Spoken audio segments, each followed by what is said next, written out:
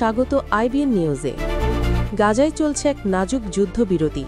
একদিকে যখন দীর্ঘ প্রতীক্ষার পর মুক্তি মিলছে ফিলিস্তিনি বন্দীদের, ঠিক তখনই অন্যদিকে ইসরায়েলি প্রাণঘাতী হামলায় রক্ত ঝরছে রাফা ও গাজা সিটিতে।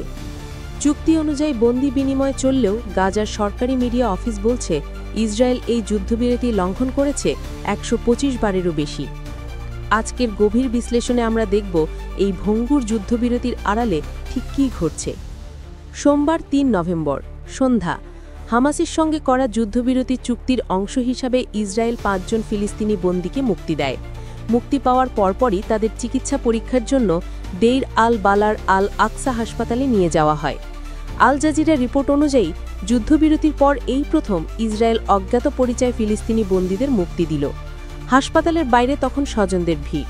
কেউ অশ্রুসিক্ত চোখে মুক্তি পাওয়া প্রিয়জনকে জড়িয়ে ধরছেন, আবার কেউ নিখোঁজ পরিবার সদস্যদের খোঁজে উদ্বিগ্নভাবে অপেক্ষা করছেন। কিন্তু এই মুক্তি স্বস্তির চেয়ে বেশি প্রশ্ন তৈরি করেছে, কারণ হাজার হাজার ফিলিস্তিনি এখনও ইসরায়েলি কারাগারে বন্দী আছেন, যাদের অনেকেই কোনো আনুষ্ঠানিক অভিযোগ ছাড়াই আটক। মানবাধিকার সংগঠনগুলো একে স্বেচ্ছাচারী আটক হিসাবে বর্ণনা করে আসছে। বন্দি মুক্তির পাশাপাশি ইসরায়েল নিহত ফিলিস্তিনিদের মরদেহ ফেরত দিচ্ছে। সোমবার গাজার স্বাস্থ্য মন্ত্রণালয় জানায়, আন্তর্জাতিক রেড ক্রস কমিটির মাধ্যমে ইসরায়েল থেকে আরও ৪৫টি মরদেহ গ্রহণ করা হয়েছে। এই নিয়ে যুদ্ধবিরতির আওতায় ফেরত পাওয়া মোট মরদেহের সংখ্যা দাঁড়ালেও ২৭০টি। কিন্তু এই ফেরত আসা মরদেহগুলো নিয়েই তৈরি হয়েছে তীব্র বিতর্ক এবং ক্ষোভ। গাজার কর্তৃপক্ষ জানিয়েছেন, ফেরত পাওয়া বহু মরদেহে ভয়াবহ নির্যাতনের চিহ্ন ছিল। এর মধ্যে হাত বাঁধা, চোখ বাঁধা, মুখমণ্ডলে বিকৃতি এবং অনেক মরদেহ পরিচয় ট্যাগ ছাড়াই ফেরত দেওয়া হয়েছে। ফরেনসিক দল এখনও পর্যন্ত ৭৮টি মরদেহ শনাক্ত করতে পেরেছে। বাকি মরদেহ শনাক্তের কাজ চলছে। যদি মরদেহগুলো শনাক্ত না হয়, তবে তাদের দেইর আল বালাত গণকবরে দাফন করা হবে। তুরস্ক, মিশর এবং কাতারের মধ্যস্থতায় এবং যুক্তরাষ্ট্রের সংশ্লিষ্টতায় এই যুদ্ধবিরতি ১০ অক্টোবর থেকে কার্যকর হয়। কিন্তু প্রশ্ন হল, এই যুদ্ধবিরতি কি আদৌ মানা হচ্ছে? নাসির মেডিকেল কমপ্লেক্সের এক সূত্র আল জাজিরাকে জানিয়েছে, সোমবার রাফাহের উত্তরে ইসরায়েলি হামলায় ৩ ফিলিস্তিনি নিহত হয়েছে। ইসরায়েলি সেনাবাহিনী এই হামলার দায় স্বীকার করেছে।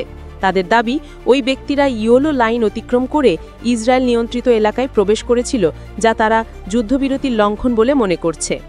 যদিও ইসরায়েলের এই দাবি স্বাধীনভাবে যাচাই করা সম্ভব হয়নি। হামলা শুধু রাফাতেই সীমাবদ্ধ নয়। গাজা সিটিতে আল আহলি আরব হাসপাতালের এক সূত্র জানায়, শহরের পূর্ব দিকে ইসরায়েলি হামলায় একটি শিশুসহ ৩ জন আহত হয়েছে। গাজা সিটি থেকে রিপোর্টাররা জানাচ্ছেন এক উদ্বেগজনক খবর।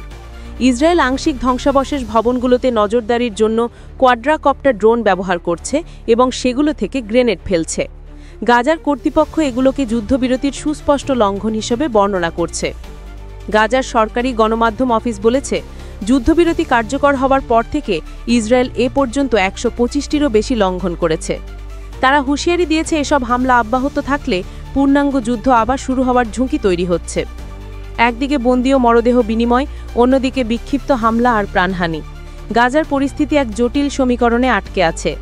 মধ্যস্থতাকারী দেশগুলো কি পারবে এই ভঙ্গুর যুদ্ধবিরতিকে রক্ষা করতে, নাকি গাজা আবারও একটি পূর্ণাঙ্গ যুদ্ধের দিকে এগিয়ে যাচ্ছে? গাজার সর্বশেষ পরিস্থিতি জানতে চোখ রাখুন আইবিএন নিউজের পর্দায়। ধন্যবাদ।